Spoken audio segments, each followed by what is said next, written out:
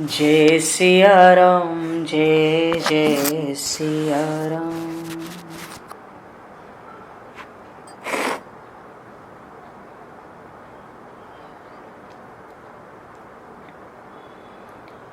जय सिया राम जय जय सिया राम।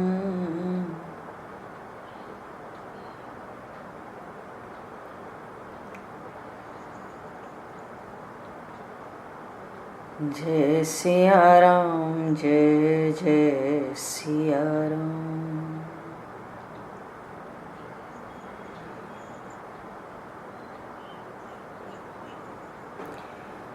करुणा करे अपना लो राम।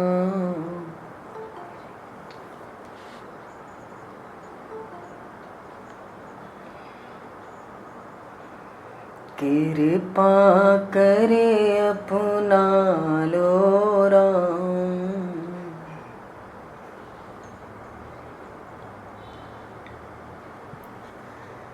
अपना दास बना लो राम।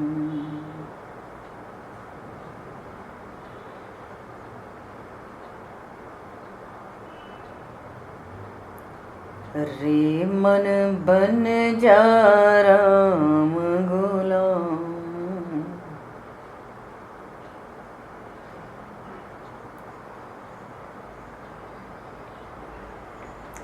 जय सिया राम जय जय सिया राम।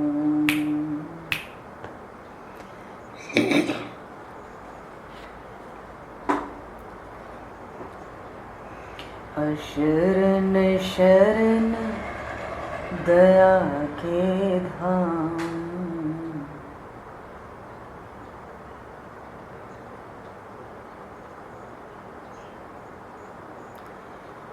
अशरण शरण कृपा के धाम।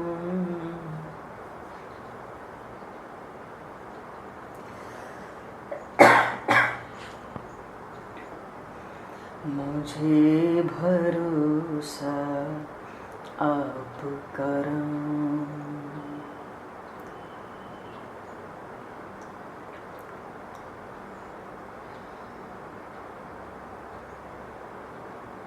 मुझे भरोसा आप करम।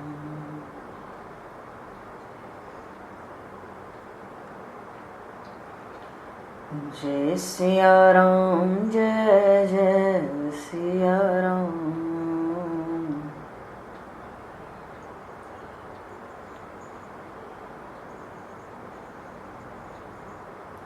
जय सिया राम जय जय सिया राम।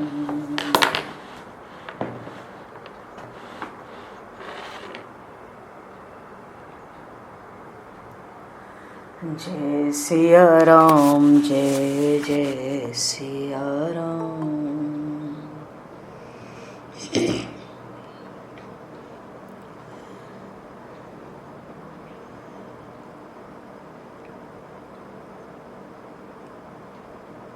बोले सियावर रामचंद्र भगवान की जय। हरिशरणम भक्तवांशा कल्पतरु शरणागत वत्सल भक्तवत्सल असंख्य कल्याण गुण घड़ने श्री राम राजा सरकार की असीम कृपा करुणा से संपूर्ण राम दरबार की भाव में उपस्थिति में एवं आप सभी श्रद्धालु भक्त वैष्णवों की मंगलमयी और पावन सन्निधि में महापुरुषों के परम अनुग्रह से श्रीमद् भागवत महापुराण जी की कथा का श्रवण लाभ सत्संग के माध्यम से, कथा के माध्यम से हम सभी को प्राप्त होने जा रहा है। सर्वप्रथम आप सभी भक्तजनों के श्री चरणों में भगवत भाव से सादर वंदन, सादर नमन आप सभी को यथायोग्य। जय सिया राम, जय श्री गुरु महाराज, जय जय श्री राधे, हरि श्री जय।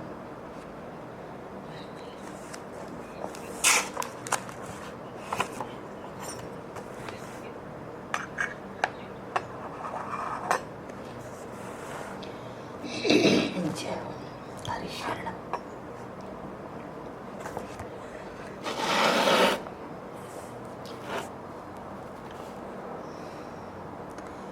भगवान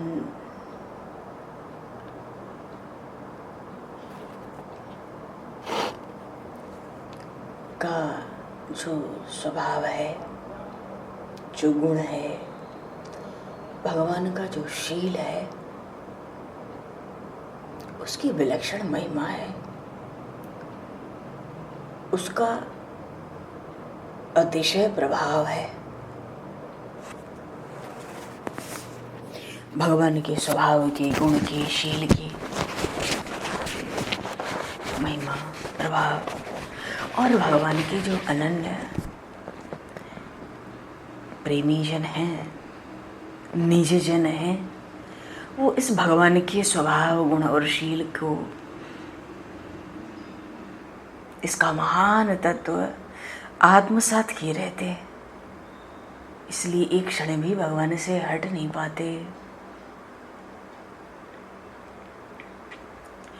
भगवान श्री राम का तो स्वभाव गुणशील है, तत्व से श्री शिवजी महाराज जानते हैं भगवान शिव, क्योंकि उनसे अभेद है।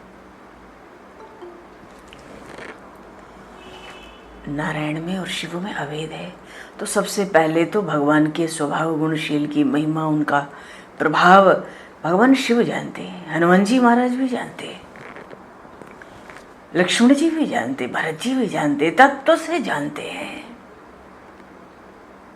तभी तो भगवान के ऐसे अनन्य प्रेमी जनों के हृदय में भगवान के प्रेम का कल्प वृक्ष रहता है। भगवान का प्रेम उनके हृदय में फलता फूलता लहरता रहता है।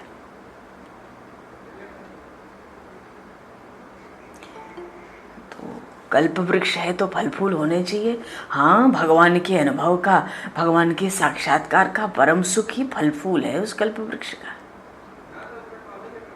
क्योंकि जो भी भगवान के गुण और शील की महिमा जान लेता है, भगवान के गुण और शील की महिमा जो जान लेगा, उसका हृदय भगवत प्रेम से भर जाता है। और जिस हृदय में भगवान का प्रेम भर गया, उसमें परमानंद का निवास है। ये तो भगवान का एक स्वभाव है ना। अपने स्वभाव के कारण शिव जी को ही अपना स्वामी कहते हैं, हनुमान जी को अपना मित्र कह लेते, लक्ष्मण भरत को अपना भाई मानते। पर वो कुछ भी मानते हो, वो तो ब्रह्म तत्व है ना। सगुण रूप में वो कुछ भी मानता हो अपने प्रेमियों को, निज जनों को। पर सबके सब प्रेमी जन, भगवान के अपने जन, निज जन, वो सब भगवान को अपना मालिक ही मानते हैं। क्यों? प्रेम में सावधान, डरते भी हैं। प्रेम में कौन सा डर है? प्रेम में एक डर होता है, होना चाहिए, नहीं तो प्रेम नष्ट हो जाएगा।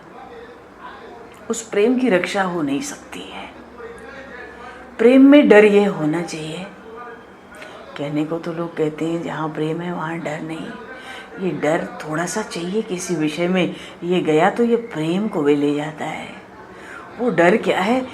कहीं हमारे प्रेम की अनन्यता में, हमारा जिसमें प्रेम है, हमारे प्रेमी में, प्रेमास्पद में जो हमारा अनन्य प्रेम है ना, उसकी अनन्यता में, उसकी विशुद्धता में हे नाथ कमी ना आ जाए। कमी आ जाएगी तो प्रेम गया।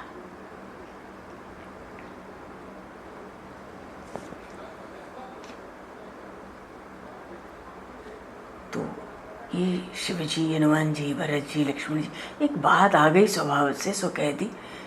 इनको भी प्रेम में सावधान है। प्रेम में बहुत सावधानी चाहिए। सावधानी तब चाहिए, अब कोई कहे जी प्रेमी को कहाँ होश है कि वो हिसाब किताब रखे, तो सावधान कैसे रहेगा। प्रेम लगे परमेश्वर सो तब भूली गयो सिगरू घर वारा। और आप कहते हो सावधान रहो, जो होश में रहे जब तो सावधान रहे।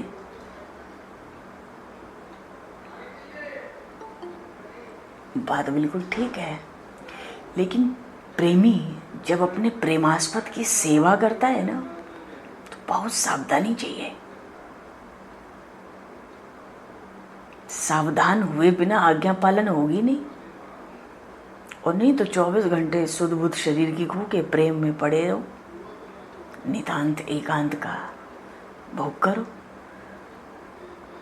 लेकिन जब प्रेमास्पद सामने होगा, विचार करें, प्रेमी भी है, प्रेमास्पद भी है जिसको प्रेम करता है, और इच्छा है उसकी सेवा बने, उसने मानो सेवा दे दी। अब सेवा में कहें कि हम तो प्रेम में ही डूबे हैं, हमसे क्या सेवा होगी, तो हनुमान जी महाराज तो कोई सेवा कर नहीं सकते, लक्ष्मण जी महाराज तो कोई सेवा कर नहीं सकते, भरत जी महाराज तो फिर कोई सेवा कर ही नहीं सकते, क्या सेवा करेंगे। श्री जानकी मैया कोई सेवा ही नहीं कर पाएंगी। तो प्रेम में सेवा, सेवा का अर्थ होता है आज्ञा पालन। उस समय सावधानी चाहिए, हम सेवा में हैं। हनुमान जी महाराज चरणों में बैठते हैं तो क्या मजाल है, पलक झपक जाए, 1 सेकंड के लिए सो जाए। सेवा में तो सेवा में सावधान, ये प्रेम की सावधानी है। हाँ, जब हमारी सेवा का समय नहीं है, मौज मारो। इसलिए कहा कि भगवान का तो देखो, वो तो ब्रह्म है, सगुण रूप से प्रकट हुए, स्वभाव ही विलक्षण है। तभी तो भगवान शिव कहते हैं उमा राम स्वभाव जही जाना, ताहि भजन तजी भाव न आना। तो शिव जी महाराज को अपने स्वभाव से ही अपना इष्ट मान लिया, स्वामी मान लिया, उन्हीं की पूजा करने लगे। हनुमान जी को मित्र मान रहे, लक्ष्मण भरत को भाई मान रहे, पर सब क्या उनको भाई माने? हम लक्ष्मण और भरत उनको भाई मानेंगे?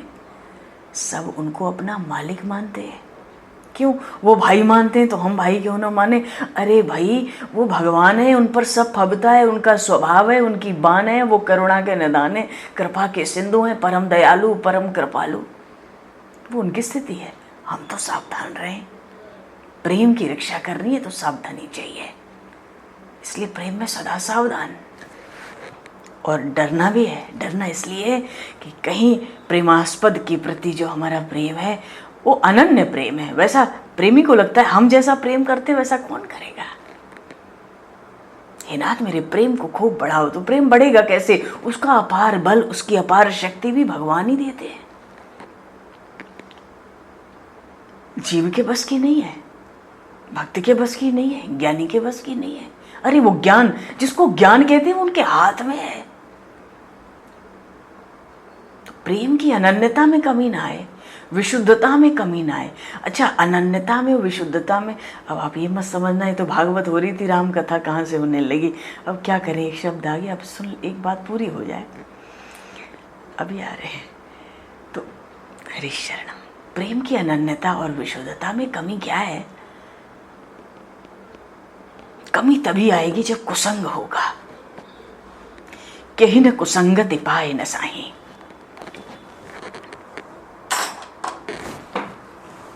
कहना नहीं चाहिए। स्त्रियों का चित्त शास्त्र कहता है स्वभाव से कोमल होता है। माता सती गई थी भगवान शिव के साथ। महर्षि अगस्त राम कथा सुनाते तो माता सती ऋषि पत्नियों के साथ बैठ के बातचीत करती, सुख दुख कहती, सुनती। कथा में उतनी रुचि नहीं ली, तभी तो भ्रम हुआ ना लौटते समय। कथा सुन लेती तो भ्रम क्यों होता है?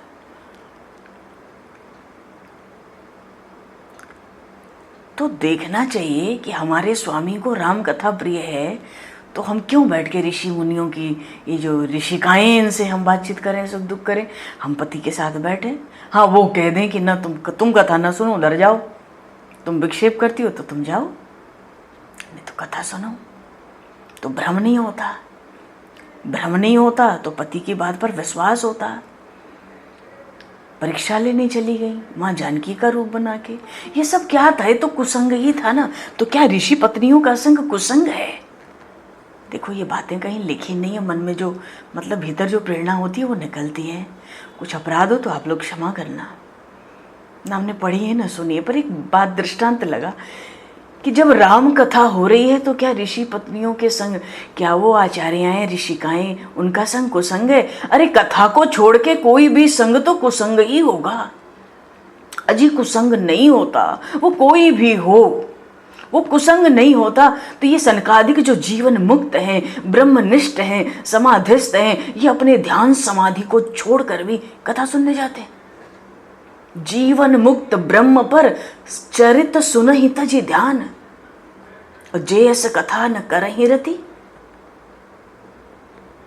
तो बड़े बड़े परमहंस शिरोमणि परमहंस योगी जन मुनि जन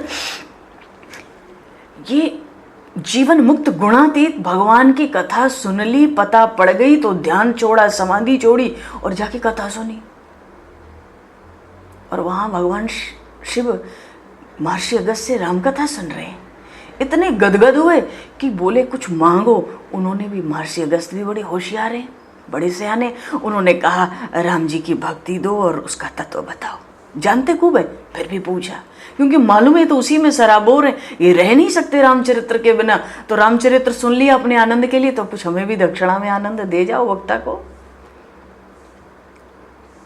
कुछ दे जाओ भाई। तो भगवान से भक्ति का, अब माता सती बैठती तो दोनों माल तैयार था। माता सती के अवतार काल में भगवान शिव ने उनको कभी राम कथा सुनाई ही नहीं। राम कथा तो माँ पार्वती को सुनने का अवसर मिला, और अवसर भी कब मिला? पिछले जन्म का मोह याद था ना। कहती हूँ उस अपने मोह ज्ञान को याद करके आज भी लज्जा होती है। तो कृपा करके भगवान सब कथा सुनाई माता सती को, भगवान शिव ने, पर राम कथा नहीं सुनाई, क्योंकि वो उनके इष्ट की थी।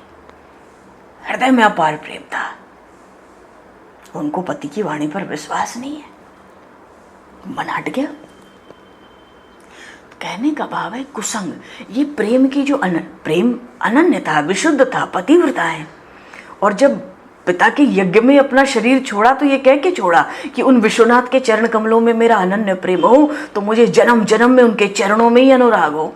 ये कह के छोड़ा, फिर से उनको मांग कर छोड़ा, उनकी निष्ठा करके। तो प्रेम तो था, प्रेम की अनन्यता थी, विशुद्धता थी, पर थोड़ा सा कुसंग कहीं हो गया ना, बस उस प्रेम की अनन्यता में, विशुद्धता में कमी आ गई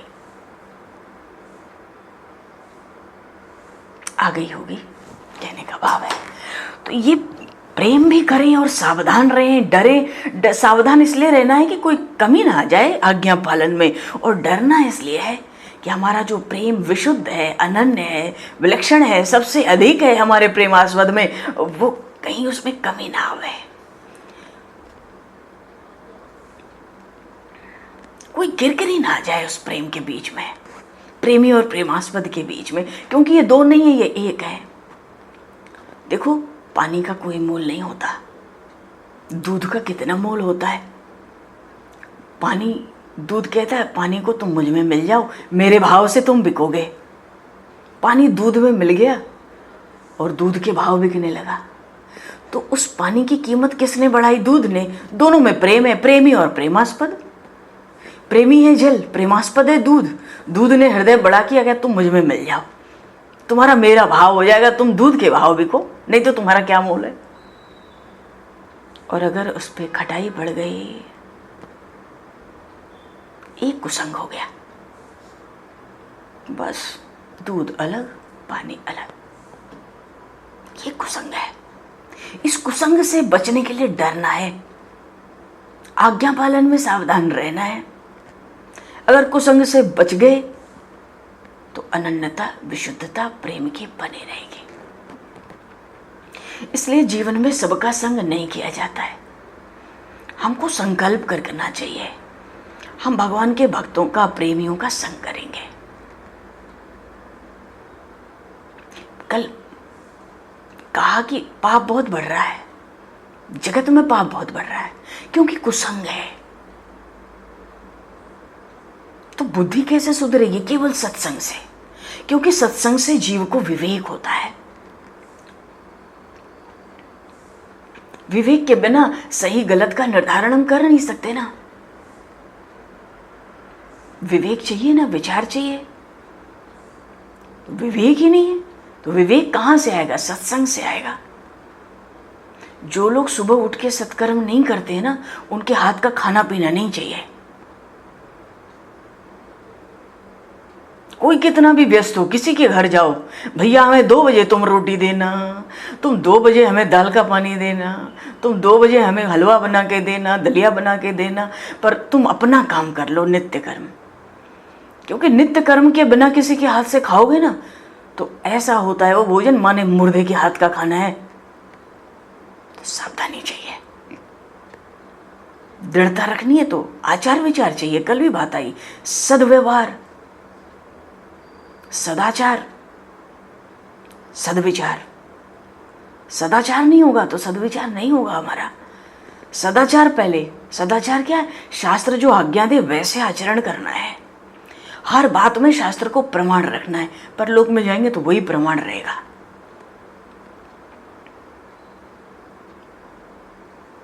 देखो सुखदेव जी महाराज परमहंस चूड़ामणि हैं, सनकादिक सनक सनंदन सनातन सनत कुमार जीवन मुक्त है, गुणातीत है। ये सब ऐसे तो कहो तो जब कहो तो निर्गुण ब्रह्म का ध्यान लगा के बैठ जाए, और जहां कथा मिलेगी तो दौड़ पड़ेंगे, फिर रोक नहीं सकते। प्रहलाद जी हैं, नारद जी हैं, ये भक्तगण कहते हैं, क्या कहते हैं देखो ध्यान दो, बहुत सुंदर बात है। एक भावनीय है, बात है, सिद्धांत है।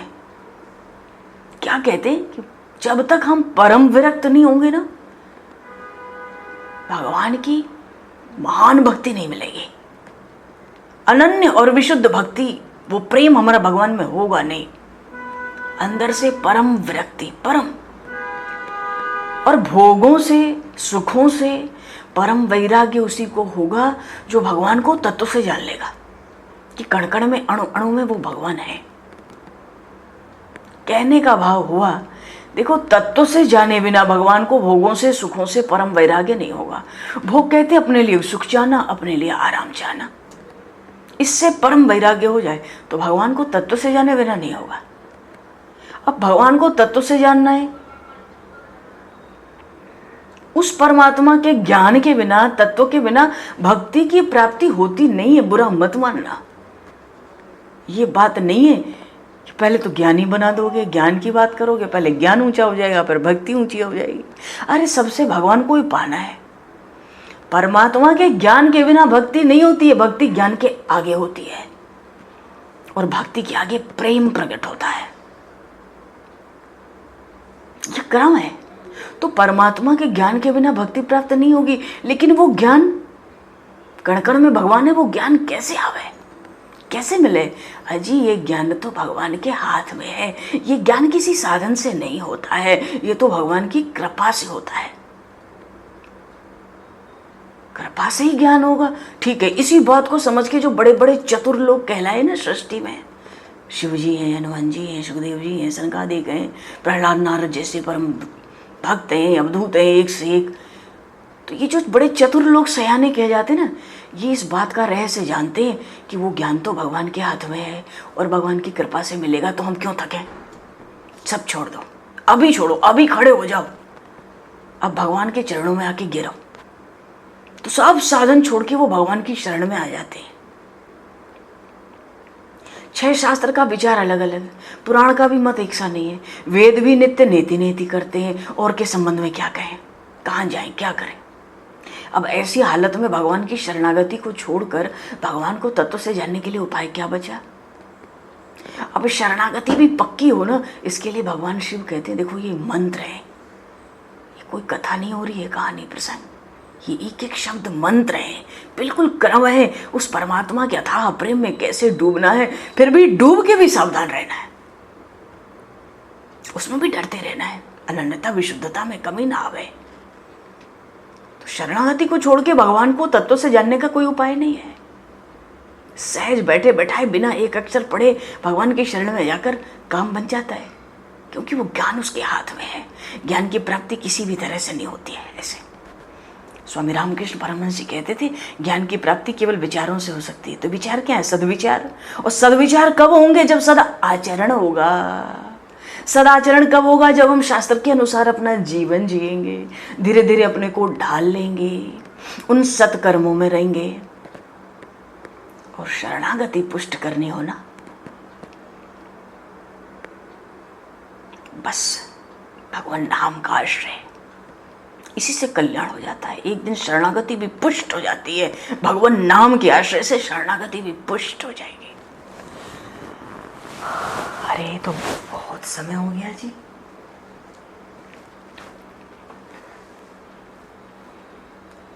भक्तवत्सल भगवान की जय।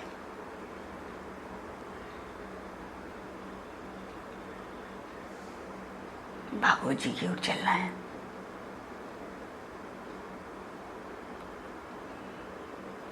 कब क्या आ जाता है, सत्संग शुरू होते होते पता ही नहीं पड़ती है। बोली सियावर रामचंद्र भगवान की जय, श्रीमद् भागवत महापुराण की जय।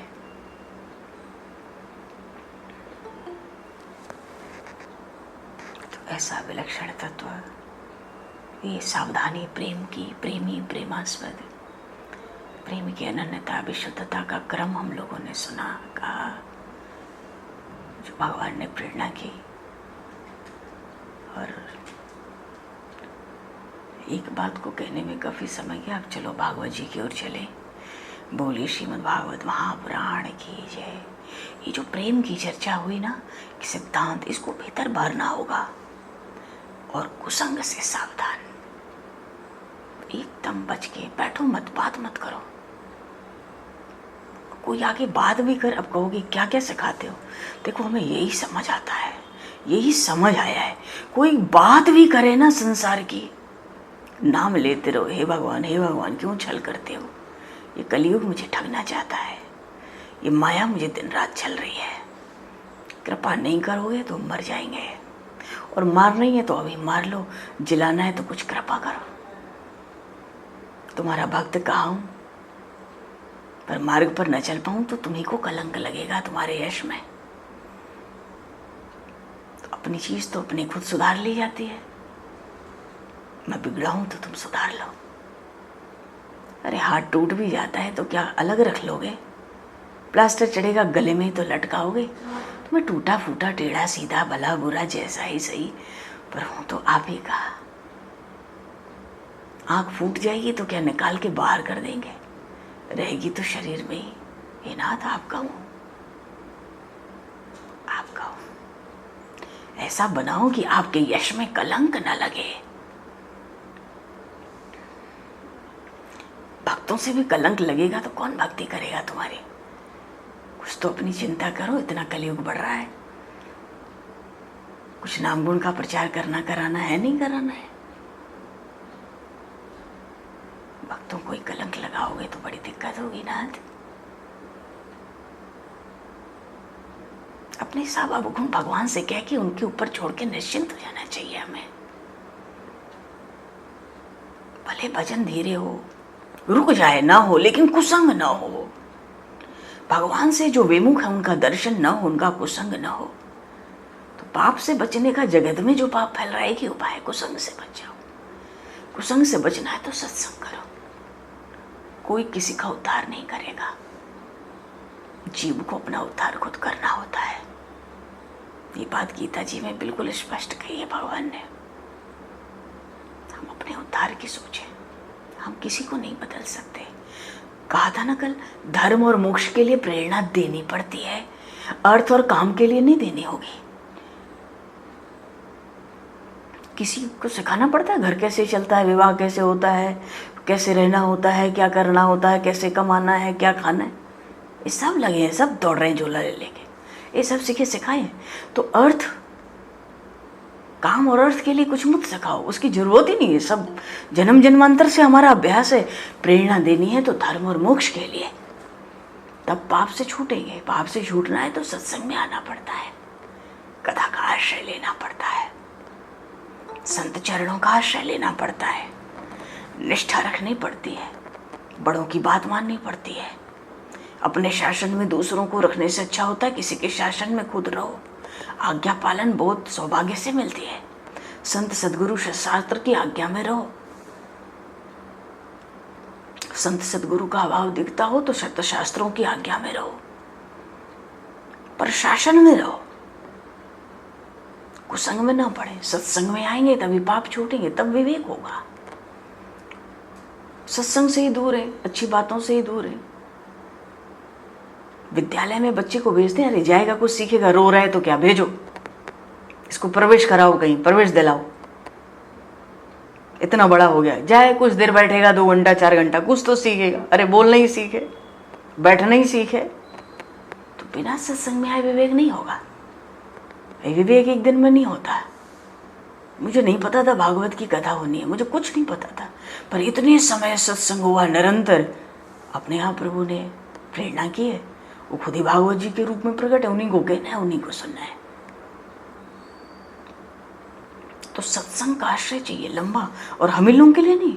काकभूषुंडी जी के पास भेजा गरुड़ जी को, तो कहा जब बहुकाल करिए सत्संग, आए गरुड़ खूब सत्संग करना, बहुत समय तक मैंने विधि से कथा था सुन के आओ सब काकभूषुंडी से।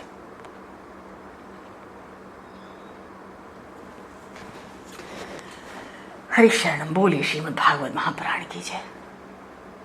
देखो, जिसका जीवन दिव्य है, जो परमात्मा से प्रेम करता है, वो भगवान का बनता है।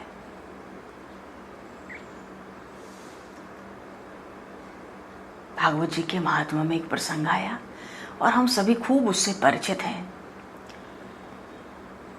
आत्मदेव ब्राह्मण की कथा आई है भागवत के महात्मा के प्रसंग में। देखो, दृष्टांत के बिना किसी सिद्धांत को बुद्धि हमारी ग्रहण नहीं कर पाती। तो दृष्टांत के लिए ही सही, एक तुंगभद्रा नदी है, उसके तट पे आत्मदेव नाम का ब्राह्मण रहता है। घर में संपत्ति बहुत थी, पर संतति नहीं थी, संतान नहीं थी, तो दुखी रहता था।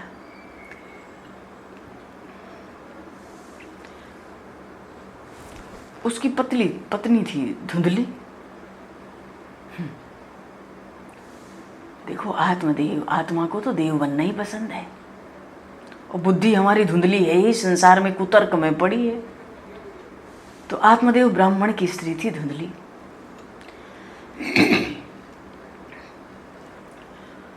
और ये जो कुतर्क की बुद्धि है धुंधली, ये क्या करती है, इसका लक्षण क्या है, दूसरों की निंदा करती है, उसको बड़ा अच्छा लगता है। बुद्धि ही नहीं सोचती, जो कुतर्क करती है बुद्धि, जो धुंधली है ना, वो ये नहीं सोचती मैं कौन हूं, मेरा असली वतन कहाँ है, मेरा असली स्वामी कौन है, ये नहीं सोचती। आत्मा का स्वरूप क्या, बुद्धि ये सब नहीं सोचती। विषय में काम सुख का चिंतन करती है। देखो, काम का सुख अगर मनुष्य थोड़ा करे तो वो बहुत बुरा नहीं, बुरा तो है, बुरा तो है। शास्त्र तो कहता है जीवन में एक बार स्त्री संग करो। किसी सज्जन ने कहा महाराज ये संभव ना हो तो क्या करें? बोले साल में एक बार करना, पर सिर पे कफन बांध के जाना। तो मनुष्य अपने जीवन में काम सुख बहुत थोड़ा करे तो बहुत बुरा नहीं है, पर काम सुख का जो चिंतन है ना, वो तो इतना बुरा है, इतना बुरा है। लोक वार्ता रता क्रूरा प्रायशो बहुजल्पिका शूरा च गृहत्य शेषु कृपया कलह प्रिया। बुद्धि कुतर्क में रहेगी तो कलह ही तो होगा। तो कलह बुद्धि का दूर के, बुद्धि का कुसंग, कलह कैसे दूर होगा, कुतर्क कैसे दूर होगा? किसी भजनानंदी संत का सत्संग मिल जाए तो विवेक प्रकट होगा। आत्मदेव ब्राह्मण को भी कोई सत्संग मिल जाता तो विवेक रूपी पुत्र मिल जाता। पुत्र ही तो चाहिए। संपत्ति से अच्छे पुत्र की प्राप्ति नहीं हो सकती। हाँ, जब सत्संग करेंगे तो अच्छे पुत्र की प्राप्ति भी होगी। विवेक संपत्ति से नहीं मिलता है, वो विवेक तो सत्संग से ही मिलता है। जो सत्संग नहीं करते उनको विवेक की प्राप्ति नहीं होती। एक सन्यासी थे, आत्मदेव इतना थक गए थे कि पुत्र नहीं है, तो आत्महत्या करने वन में निकल गए, मरेंगे। नदी के तट पर आ गए, तुंगभद्रा नदी। नदी भी तो नर शरीर की तरह होती है। चलो, वहाँ एक सन्यासी महात्मा घूमते घूमते आए। उनका नियम था महात्मा का, अब सन्यासी हैं तो मधुकरी ही तो करना है। हाँ, बहुत सावधानी चाहिए चारों आश्रम में, शास्त्र सम्मत। तो मधुकरी करते, भिक्षा मांगते। तो नियम था कि 5 घर से भिक्षा मांगते जहाँ से मिल जाए, नहीं मिला तो उस दिन उपवास, मिल गया तो उसी गंगा जी में ना सारा भिक्षा का अन्न डाल देते थे। तो अन्न का जो रस था, स्वाद था, वो तो जल के देवता को दे देते और फिर उस अन्न को छान लेते, जल में से निकाल लेते बाहर। तो स्वाद अब बचा नहीं, उसको एक बार ग्रहण करते थे। सन्यासी थे ना। देखो, वस्तुतः स्वाद में जिसका मन लगा रहता है ना, उसको भक्ति रस की प्राप्ति होती भी नहीं है, हो सकती भी नहीं है। विषय सुख भी चाहिए, भगवान का भी सुख चाहिए, ये तो होगा नहीं। चलो ठीक है, सन्यासी की दृष्टि पड़ गई उस आत्मदेव ब्राह्मण पे जो आत्महत्या की नीयत से आया था। तो आत्मदेव से उस सन्यासी महात्मा ने कहा कि दोपहर हो गई, आप भूखे दिखते हो, थोड़ा प्रसाद ग्रहण करो, हमसे लो। अब भाई गृहस्थ में रहने वाले ये प्रसाद खाएंगे, जल में डाला हुआ, निकाला हुआ, स्वादहीन। तो महात्मा ने देखा बड़ा उदास दिखता है, तो सन्यासी ने कहा कि देखो, तुम पहले मेरे साथ प्रसाद पाओ, कुछ ग्रहण करो, तब तुम्हारा सुख दुख सुनूंगा और मुझसे जो होगा ना, मैं तुम्हारी अवश्य मदद करूंगा। तो आत्मदेव ने कहा कि घर में अन्न तो बहुत भरा पड़ा है, क्योंकि बड़े धनी मानी थे, बड़े संपत्ति थी उन पर खाने वाला घर में कोई नहीं है, इससे मैं आत्महत्या करने आया हूँ। मानो कहते संतान ही नहीं, अन्न तो बहुत है, अन्न हमें क्या देते हो भाई, अन्न हमें बहुत है, हमें कोई भूख नहीं, तुम खाओ, हमारे घर तो कोई खाने वाला ही नहीं है, अन्न इतना है, मैं तो आत्महत्या करने आया हूँ, मेरे घर में अन्न खाने वाला नहीं। तो सन्यासी महाराज समझाने लगे, तुम आत्महत्या करना चाहते हो, पर ये तो बहुत बड़ा पाप है, तुम आत्महत्या मत करो। देखो, तुम्हारे घर में किसी लड़के का जन्म नहीं हुआ तो इसमें क्या बुरा है, भगवान जिस स्थिति में रखें उसी में संतुष्ट मानना रहना चाहिए। तुम संतुष्ट नहीं रहोगे हर परिस्थिति में तो भक्ति नहीं होगी। जिसको हर स्थिति में प्रसन्नता है, प्रसन्नता का अर्थ है संतोष, वही भक्ति कर सकता है। भगवान जो परिस्थिति दे उसमें संतुष्ट रहे, तभी भक्ति होगी। तो लड़के की प्राप्ति से सुख प्राप्त नहीं होता है, ये बात भी भीतर से निकालो।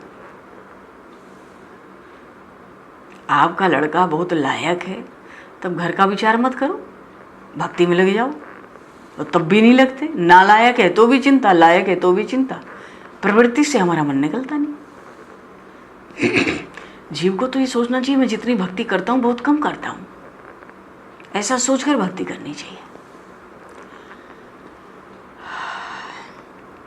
चलो जी, थोड़ा संक्षेप में चल रहे हैं। अब माता पिता तो पुत्र के लालन पालन को, पढ़ाना लिखाना, ब्याह, दुनिया का तमाम जंजाल करने में ही माता पिता का अधिकांश जीवन पूरा हो जाता है। मनुष्य अपने लिए तो कुछ कर नहीं पाता और पुत्र माता पिता के लिए कुछ करता नहीं। तो सन्यासी महात्मा समझा रहे हैं आत्मदेव को, तुम्हारे कोई लड़का नहीं तो क्या बुरा है, वैसे भी तुमको अपना कल्याण तो स्वयं करना है। तो आत्मदेव ने कहा, महाराज पिंड देने वाला तो कोई होना चाहिए ना, श्राद्ध करने वाला तो कोई होना चाहिए कि नहीं होना चाहिए। उन सन्यासी महात्मा ने कहा, पिंडदान तुम्हें ही देना है, कलयुग के पुत्रों को अपने माता पिता के श्राद्ध करने की फुर्सत ही नहीं है। कलयुग के पुत्र श्राद्ध करने वाले नहीं है। लड़का श्राद्ध करेगा और मेरा उद्धार करेगा, ऐसी आशा इस कलयुग में तो नहीं रखनी चाहिए जी। हाँ, तो फिर क्या करें, कैसे मरें, कैसे जिएं? अरे अपना श्राद्ध स्वयं कीजिए, अपना पिंडदान अपने हाथ से कीजिए। आपको पता है, अन्यथा ऐसे मत सोचना, न सुने हो शायद, जीते जी अपना पिंडदान होता है, अपना श्राद्ध होता है, यहाँ तक कि अपना सब संस्कार होता है अंतिम, जीते जी। शास्त्र कहता है कि जीते जी कैसे करते हैं। जैसे किसी ने सन्यास लिया, तो जब सन्यास लेने जा रहा है ना, तो उसके पहले उसको शास्त्र कहता है अपना सब कर्म छुट्टी, अपने ही हाथ से सब अपना। हमारे श्री अखंडानंद जी महाराज, अखंडानंद सरस्वती जी महाराज इसमें बड़े कुशल थे।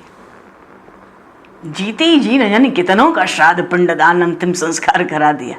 चिंता ही मत करो, भजन करो चुपचाप। इसीलिए सन्यासी महात्मा ने कहा, अपना श्राद्ध आप स्वयं कीजिए, अपना पिंडदान अपने हाथ से दीजिए। पर अब वो विद्या न हो, वो शास्त्र ज्ञान न हो, और कौन मानता है। अभी तो इतना विवाद, अभी तो हम दो लोग बैठे हैं, ऐसे कहीं बात खुल के आ जाए तो इतना विवाद में दुनिया घेर लेगी। अपना तुझे ये बहुत अच्छा है, शांति का ना कोई दिखता है ना कुछ, बस प्रभु के चरणों में बैठो, आराम करो, बैठो आंख बंद करके चाहे खोल के। क्योंकि कुतर्क है, समाज में कुसंग है, अच्छी बात नहीं आती भीतर, क्योंकि वो भाव ही नहीं है, वो विवेक ही नहीं है। हर जगह वाद विवाद, हर जगह शंका, तो ज्ञान में ये सब चीज़ों का स्थान नहीं है। शास्त्र तो कहता है जिनको विश्वास है, जो बड़े श्रद्धालु प्रेमी है, उन्हीं को कोई बात बताओ, नहीं तो चुप बैठो, अपना राम राम करो।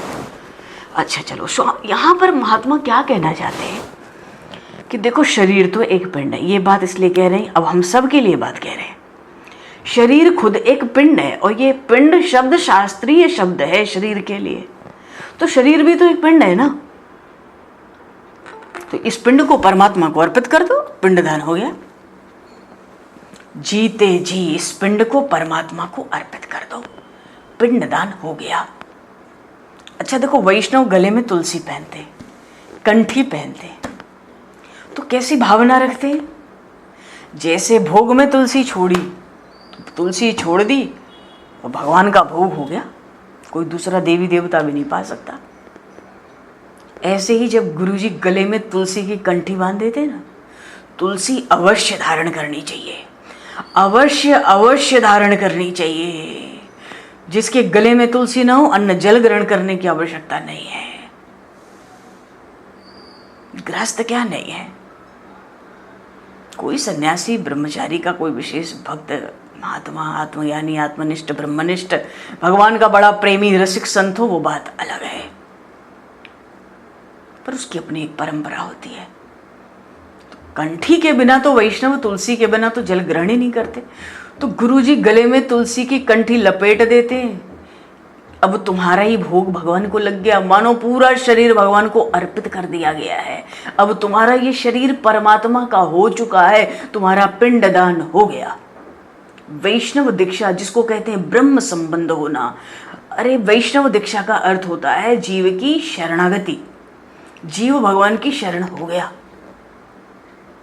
और एक और शास्त्र की बात है, हमारी कोई दीक्षा हुई अगर वैष्णव दीक्षा नहीं है तो शास्त्र कहीं ना कहीं कहता है वो दीक्षा अपूर्ण है। जब तक तुम अपना पिंड दान नहीं करोगे, पिंड दान करो। और ये पिंड शरीर का, ये शरीर जो पिंड है ना, कई जगह शास्त्र पुराणों में, भागवत में भी कई स्थानों पे शरीर को पिंड कहा गया, है भी ये पिंड। तो पिंड दान जीते जी कैसे करना है? वैष्णव बन जाओ, तुलसी लपेट लो, और तुम भोग जैसे भगवान का तुलसी छोड़ते होता है वैसे तुम भगवान के अर्पित हो गए। पर एक बात है, पिंड दान करना है, थोड़ी सावधानी, थोड़ी नहीं विशेष क्या, कि ये शरीर तो अब परमात्मा का हो गया, हमारा आज से ब्रह्म संबंध हो गया। गले में तुलसी की माला धारण करने का अर्थ होता है कि ये शरीर भगवान श्री राम, भगवान श्री कृष्ण के अर्पण कर दिया। अब इस शरीर का उपयोग भगवान के लिए ही हो सकता है, भोग के लिए, सुख के लिए, आराम के लिए नहीं। सभी वैष्णव इस बात को ध्यान से समझ लें, सुन लें, या जो वैष्णव होना चाहते हैं इस बात को समझें। तुलसी पहन ली गुरु जी की, तो बस अब इसका उपभोग, माने इस शरीर का उपयोग भगवान के लिए होगा, भगवत कर्म के लिए होगा, क्योंकि ये पिंड हमने प्रभु को गुरु जी ने दान कर दिया है। मेरा ये शरीर रूपी पिंड अब चूंकि ये भगवान का हो चुका है, अब इससे भोग नहीं भोगना है, संसार के विषय सुख, काम सुख के पीछे नहीं जाना है, काम क्रोध लोभ से बहुत बचना है। तो जब भोग नहीं करेंगे तो क्या करें? निरंतर परोपकार में लगो, भक्ति करो, मुक्ति मिलेगी। चावल और आटे के पिंड से मुक्ति मिली है क्या? किसी को मिलती है क्या? हमारे शास्त्र में लिखा है श्राद्ध से सद्गति मिलती है।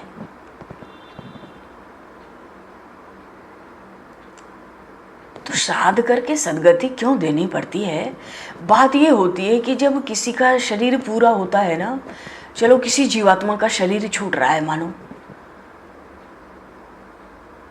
तो इतनी व्याकुलता हो जाती है एक पल को, उस समय अंत काल में, आतुर काल में, कि किसी न किसी वासना में रह के जीव शरीर छोड़ देता है। किसी की वासना अन्न में, किसी की धन में, किसी की स्त्री में, किसी की पुत्र में, किसी की घर में, समझ रहे हैं? किसी की बहुत माल रखा है, अरे बता भी नहीं पाए, अब तो वाणी भी नहीं चल रही है, कई दिन से चिंतन हो गया, चिंतन चलता रहता है। तो वासना जब आ जाती, अब वासना इसलिए आती, ये सहज है इसलिए क्योंकि सारा जीवन तो हमारा उसी चिंतन में था, उसी को जिया है हमने। खाना पीना, बनाना, कमाना, सोना, रखना, सजोना, बनाना, बिगड़ने ना देना, एक एक चीज़ जोड़ना। तो वो वासना में आ जाने, आतुर काल में घबराहट होती है तो वो सब याद आ जाता है। वैसे भी पाप कर्म ही याद आते, पुण्य नहीं याद आते। तो वासना में ही लीन होकर, वासना में रहते हुए ही जीव का शरीर छूट जाता है व्याकुलता में। तो वासना से ना हमारी मृत्यु बिगड़ जाती है, वो बिगड़ गई ना। इसलिए ये जो श्राद्ध आदि जो कर्म है ना, इनको करने से वो बिगड़ी हुई जो मृत्यु है ना हमारे परिवार में, उनको सदगति मिलती है, पर मुक्ति नहीं मिलती है श्राद्ध करने से।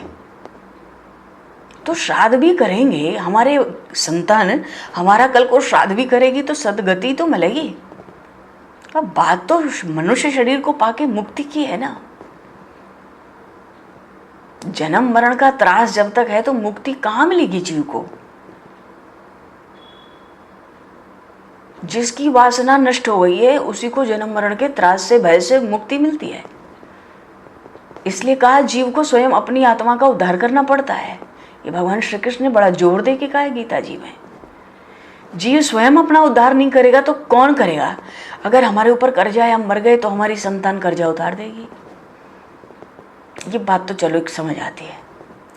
हमारे कुछ संकल्प, हमारे कुछ इच्छाएं, सपने अधूरे रह गए तो परिवार के लोग जो प्रेम मानते हैं, व्यवहार मीठा है तो कर देंगे पूरा। पर उद्धार कौन करेगा? मुक्ति कौन दिलाएगा?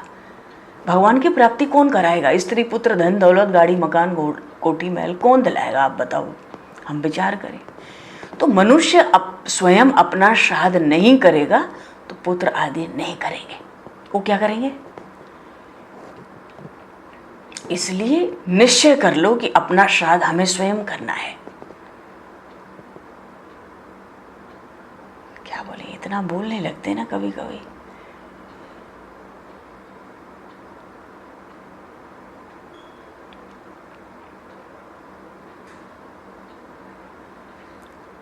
पर बात बहुत सार वाली है। अगर हम निश्चित कर लें कि हमें अपना श्राद्ध स्वयं करना है। आप कहोगे दुनिया में ये बात पढ़ी सुनी, मत पढ़ो सुनो, हम क्या करें, पर जो है वो है, ये तत्वों की बात है। हम नहीं पढ़े सुने तो क्या करें, इसका तो कोई जवाब नहीं है, पर जो बात है वो है। तो सन्यासी महात्मा ने चलो तरह तरह से उपदेश दिया, उन्होंने भी दिया, सुंदर उपदेश दिया बहुत, पर आत्मदेव ब्राह्मण को फिर भी अच्छा थोड़ी लगा। पुत्र चाहिए, पुत्र होगा तो दिया जलाएगा। अरे कलयुग के पुत्र दिया नहीं जलाते, माता पिता का दिया बुझा देते। अब आत्मदेव के ब्राह्मण के भाग्य में जब पुत्र का सुख नहीं है तो पुत्र लेके भी दुखी हो जाओगे।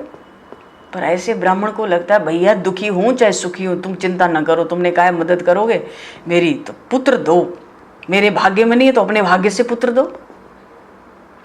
और मैं तो आत्महत्या करने आया हूं, आपके सामने सिर पटक कर मृत्यु की शरण में चला जाऊंगा। अब उसका पाप तो आपके भी हिस्से जाएगा, आप सामने विराजमान हो। सन्यासी को दया आ गई, फल दे दिया, पत्नी को खिला देना। जब गर्भ रहे तो तुम दोनों पति पत्नी पवित्र जीवन बिताना, निरंतर सत्कर्म करना, गर्भ पर असर होगा। माता पिता दोनों, केवल मां नहीं। पेट में बच्चा हो तो संस्कार अच्छे देने चाहिए। हमारा शास्त्र कहता है कि जो सगर्भा स्त्री होती है उसके बहुत से नियम बताए। सावधान, एकदम सावधान, हर कार्य का असर पड़ता बच्चे पे। पति और पत्नी दोनों पवित्र जीवन व्यतीत करें, सत्संग करें तो जो संतान होती है वो ज्ञानी होती है, बड़ी लायक होती है।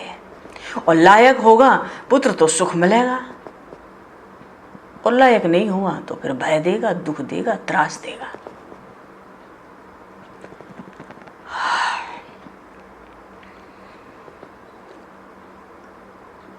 चलो जी, अब तो आगे का प्रसंग आ गई हो तो ठीक है, तो समय हो रहा है, दिख रहा है, नया प्रसंग इसमें क्या जोड़ा जाए। चलो प्रभु की इच्छा से जो जो उनकी प्रेरणा होगी वही वाणी में प्रकट होगी। तो ये पिंड, शरीर का जो पिंड है, इसको हम लोग खुद भगवान को दान कर दें, भगवान को समर्पित कर दें। कैसे करेंगे समर्पित? तुलसी पहन सको तो जरूर पहना करो, ना पहन सको तो सोने चांदी के हीरे के हार में कहीं किसी एक दाने में एक तुलसी का नग जड़वा लो, छोटा ही सही, पर शरीर से तुलसी स्पर्श होनी चाहिए। जब नहाते हैं ना और तुलसी का स्पर्श होता है तो 3 लोक के संपूर्ण तीर्थों में, केवल पृथ्वी के नहीं, संपूर्ण तीर्थों में स्नान का फल होता है। तुलसी का शरीर से स्पर्श होता है, जो हम खाते हैं तो वो अमृत बनता है। जो जल या पेय पदार्थ लेते हैं वो अमृत रूप होता है। तुलसी के स्पर्श से शरीर में कांति और तेज आता है। तुलसी के स्पर्श मात्र से जीवन में भक्ति का बल बढ़ता है, सात्विकता बढ़ती है, आध्यात्मिक लाभ आरंभ होने लगते हैं। इसकी अपनी बड़ी विलक्षण महिमा है। आने दो कार्तिक मास पर से। हरि शरण बोली श्री तुलसी मैया की जय। मस्तक पे तुलसी रख के अपने आप को एक दिन भगवान को दान कर दो, पर ये याद रखना है, सावधान रहना है कि अब ये शरीर हमारे सुख भोगने के लिए नहीं है। ये तो हमने परमात्मा को दान किया, परमात्मा ही इसका उपयोग करेंगे, परमात्मा के कार्य के लिए ही हमारे शरीर का उपयोग होना चाहिए। हम जो जो कर्म करें परमात्मा के निमित्त करें, जो जो कर्म करें भगवान के लिए करें, करते समय भगवान का स्मरण रखें और करने के बाद उस कर्म को भगवान को समर्पित कर दें। नहीं तो अमरत्व की जो प्यास है, प्रेम की जो प्यास है, वो बुझेगी नहीं। कहाँ तो प्रेम की प्यास है और कहाँ तो कर्म का कीचड़ में चले गए प्यास बुझाने। कर्म तो कीचड़ है, छूटे मल की मलाई के धोए। वशिष्ठ जी महाराज ने कहा, कीचड़ से कीचड़ धुलता है, गंदगी से गंदगी साफ होती है, तो कर्म से कर्म का आत्यंतिक नाश नहीं होगा। कर्म करते करते तो जन्म मरण के चक्र में ही पड़ना है।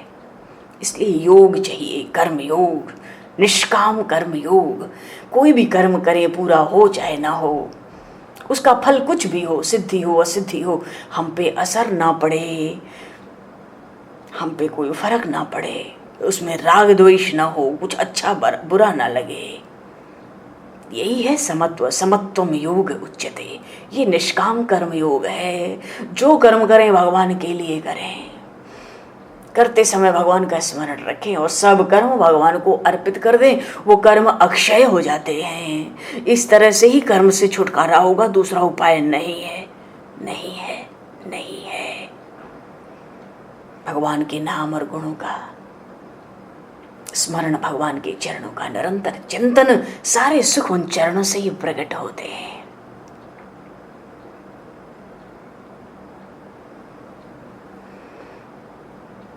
सब वहीं से प्रकट होते हैं।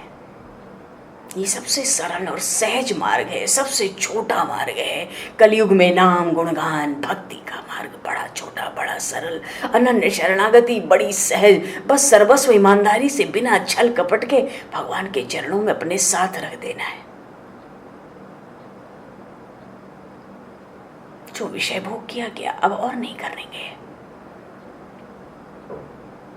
कथा सत्संग में रहेंगे तो पाप नहीं बनेंगे, कुसंग से बहुत बचना है। हरि शरणम बोलिए श्री भक्तवत्सल भगवान की जय।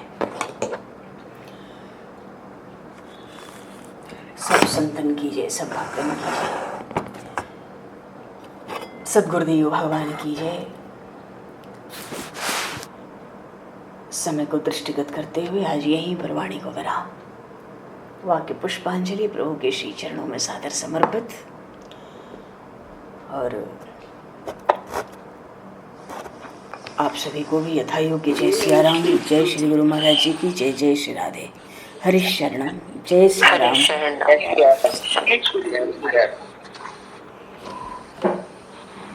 बोलिए श्री गुरु महाराज।